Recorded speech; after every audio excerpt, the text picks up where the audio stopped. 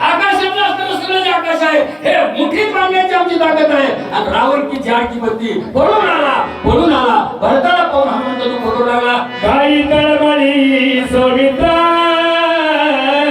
रणी साडोली सत्वर पळाला सिंधू रघुवीरा बाण समोर धाडीला. अरे रामा किती वाट केलं. काय बोलावं तुला कळत नाही म्हणलं तरी भागत नाही. म्हणजे कळत नसून कळतच नाही तुला अजिबात.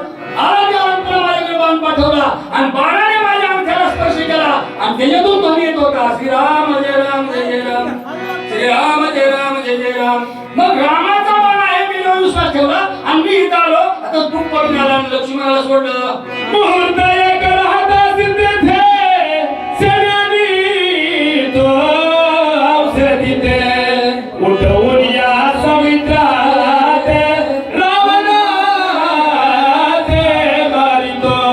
एक मुहूर्त म्हणजे 2.5 मिनिटं जर तू तिथे राहिला असता 2.5 मिनिटं जर तू तिथे राहिला असता मी औषध आणत होतो लक्ष्मणाला सावध करत होतो आणि लक्ष्मणाला बरोबर घेऊन रावणाबरोबर युद्ध करून रावणाचा बिमोड करायचा होता. रावणाला मारायचं होतं. तू कोण आला श्रीराम थोराने केला विकळ बंधूर निसांडिला. ऐकता भरत चकित झाला पाहू लागला काशी. हनुमंताची रामाची अगोदर भेट झाली का लक्ष्मणाची रामाची अगोदर झाली. हनुमंत याला म्हणतात की ज्याच्या मनातच देवानं मनच राम झालं. लक्ष्मणाबद्दल एवढा आदर हनुमंताला का अरे विकळ बंधूरांनी सांगितला. किती रे रामा किती वाईट आहे तुला भावाची भावकीची किंमत नाही रे. किती वाईट आहे.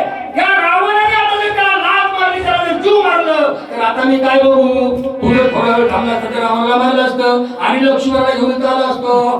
कपी